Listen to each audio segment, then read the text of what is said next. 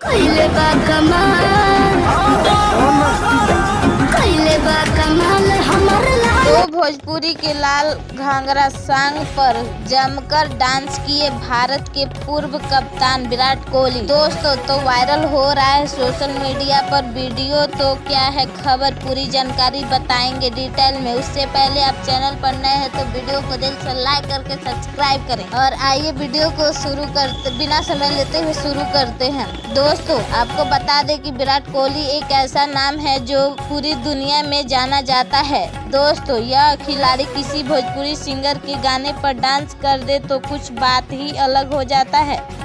दोस्तों ऐसे में बिहार के सिंगर भोजपुरी के पावर स्टार पवन सिंह के गाने और लाल घाघरा सॉन्ग पर जमकर डांस करते हुए नजर आए हैं।